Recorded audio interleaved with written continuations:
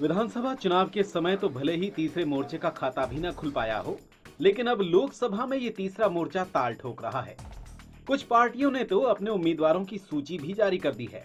वहीं मुख्य पार्टियां बीजेपी और कांग्रेस भी तीसरे मोर्चे को चुनौती नहीं मान रही हैं और अपने अपने दावे पेश कर रही हैं। कांग्रेस ने अपनी पहली सूची जारी कर साफ संकेत दे दिए हैं कि वह विधानसभा की तरह प्रत्याशियों के ऐलान में पीछे नहीं रहना चाहती। वहीं बीजेपी अब तक मध्य प्रदेश के एक भी नाम का ऐलान नहीं कर पाई है। हालांकि बीजेपी ने भागीरथ प्रसाद के रूप में कांग्रेस को एक बड़ा झटका जरूर दिया है। इस बार बीजेपी की हालत बहुत खराब है मध्य प्रदेश के अंदर। वो कांग्रेस पहले से ज़्यादा सीटें लेकर आएगी मध्य प्रदेश में। पहले कांग्रेस के पास में 12 सीटें थी, अब उससे ज़्यादा सीटें हैं। मध्य प्रदेश में अमूमन कांग्रेस और बीजेपी के बीच में मुकाबला होता है, वही मुकाबला होगा। देखिए, मध्य प्रदेश का अगर इतिहास उठा के देखें तो मध्य प्रदेश में केवल 2 पार्टियां ऐसी हैं जिनका कि जनाधार है। नंबर 1 कांग्रेस पार्टी और दूसरी भारतीय जनता पार्टी। और अगर आप पूरे चुनाव उठा के देख लें, अभी 230 पे चुनाव, 220 सीटों पे चुनाव हुआ, आप उठा के देख लें, सभी जगह कांग्रेस और भारतीय जनता पार्टी का मुकाबला हुआ। और यही स्थिति अब लोकसभा में होने वाली है।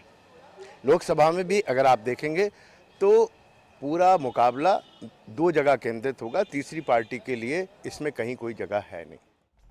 वहीं बीजेपी भी प्रत्याशी चयन को लेकर भारी पशुपेश में है। पार्टी के 3 सांसद भूपेंद्र सिंह, यशोधरा राजे सिंधिया और केडी देशमुख विधानसभा चुनाव जीतकर लोकसभा सीट खाली कर चुके हैं। इसके अलावा प्रदेश की 3-4 सीटों पर सांसदों की सर्वे रिपोर्ट ठीक नहीं है। पार्टी नेतृत्व इन सीटों पर विकल्प तलाशने का प्रयास कर रहा है। माननीय कैलाश जोशी जी हमारे शीर्ष नेतृत्व में शामिल हैं। उनके मार्गदर्शन में भारतीय जनता पार्टी आज इतनी आगे बढ़ी और आगे भी उनका मार्गदर्शन हमें मिलता रहेगा।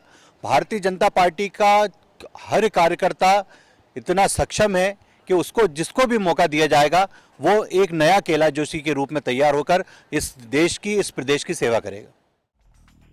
इधर तीसरी शक्ति के रूप में सपा, बसपा, आप के अलावा प्रदेश में गोंडवाना गणतंत्र पार्टी, आरजेडी और कम्युनिस्ट पार्टी के साथ टीएमसी और अन्य छोटे दल बीजेपी और कांग्रेस का समीकरण बिगाड़ने की पूरी कोशिश में जुटे हैं।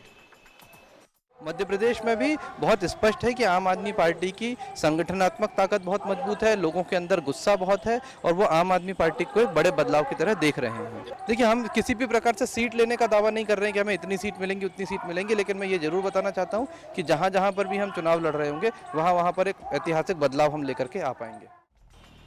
प्रदेश में भले ही बीजेपी मिशन 29 और कांग्रेस मिशन 20 लेकर आगे बढ़ रही है, लेकिन तीसरा मोर्चा अगर कारगर साबित हुआ तो प्रदेश में दोनों ही पार्टियों का समीकरण गड़बड़ाने के पूरे आसार बन सकते हैं। बहरहाल ये लोकसभा चुनाव के परिणाम ही बताएंगे कि मध्य प्रदेश में तीसरी शक्ति कुछ कारगर साबित होती है या प्रदेश में मुख्य मुकाबला बीजेपी और कांग्रेस के बीच ही रहता है। राजेश राय, फाइन न्यूज, भोपाल।